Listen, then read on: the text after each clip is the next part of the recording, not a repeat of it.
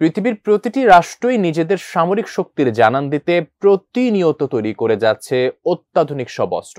তবে মানব জাতির ইতিহাসে তৈরি সবচেয়ে ভয়ানক ও ধ্বংসাত্মক অস্ত্রটি হচ্ছে আইসিবিএম।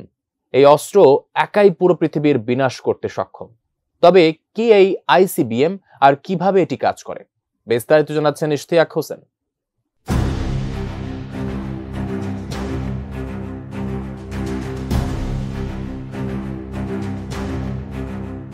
আধুনিক যুগে সামরিক প্রযুক্তির ক্ষেত্রে সবচেয়ে বেশি গুরুত্বপূর্ণ গতি, পরিসীমা এবং নির্ভুলতা। ক্ষেপণাস্ত্র তৈরির লক্ষ্যে বিভিন্ন রাষ্ট্রের উল্লেখযোগ্য অগ্রগতি পাল্টে দিয়েছে যুদ্ধক্ষেত্রের আক্রমণ নীতি। আধুনিক এই যুগে হাজার হাজার কিলোমিটার দূরে অবস্থিত ছোট কিংবা বড় লক্ষ্যবস্তুতে মুহূর্তেই হামলা চালানো সক্ষম। আর এটি সম্ভব একমাত্র আইসিবিএম বা ইন্টারকন্টিনেন্টাল ব্যালিস্টিক মিসাইলের মাধ্যমে।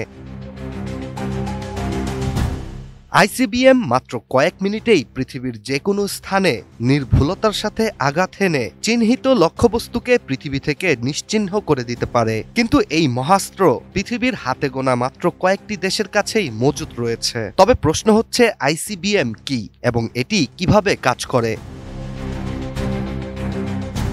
নির্মাণ কাজেও আমি বেছে নেই CSRM TMT500W, committed for better still. ICBM হচ্ছে পারমাণবিক ওয়ারহেড বহনকারী রকেট চালিত একটি অস্ত্র। এই ধরনের অস্ত্র পৃথিবীর ভূমি থেকে ছোড়া হলেও আকাশপথে যে শত্রুপক্ষের লক্ষ্যবস্তুতে আঘাত করে থাকে। আইসিবিএম এর এই বৈশিষ্ট্যই অস্ত্রটিকে পৃথিবীর সবচেয়ে ধ্বংসাত্মক করে তুলেছে। কেননা আইসিবিএম মহাকাশ থেকে শব্দের চেয়েও কয়েক গুণ বেশি গতিতে আঘাত হানে। ফলে এটিকে প্রতিরোধ করতে শত্রুপক্ষ কোনো পদক্ষেপ নিতে নিতেই আইসিবিএম বিস্ফোরিত হয়ে যায়।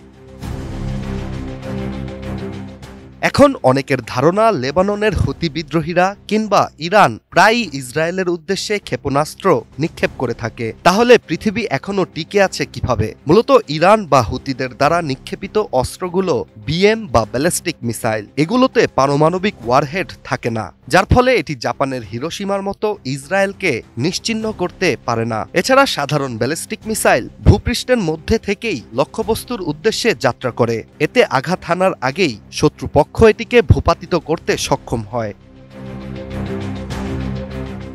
পৃথিবীর সব দেশের মধ্যে আইসিবিএম রয়েছে শুধুমাত্র 9টি রাষ্ট্রের কাছে, যার মধ্যে রাশিয়ার তৈরি RS-28 সারমাট সবচেয়ে বেশি শক্তিশালী। রাশিয়ার এই মিসাইলকে স্যাটার্ন 2ও বলা হয়। মার্কিন সংস্থা আর্মস কন্ট্রোল অ্যাসোসিয়েশনের তথ্য অনুযায়ী রাশিয়া ছাড়াও আইসিবিএম রয়েছে যুক্তরাষ্ট্র, চীন, ফ্রান্স, ভারত, ইসরায়েল, উত্তর কোরিয়া, পাকিস্তান, যুক্তরাজ্যের কাছে।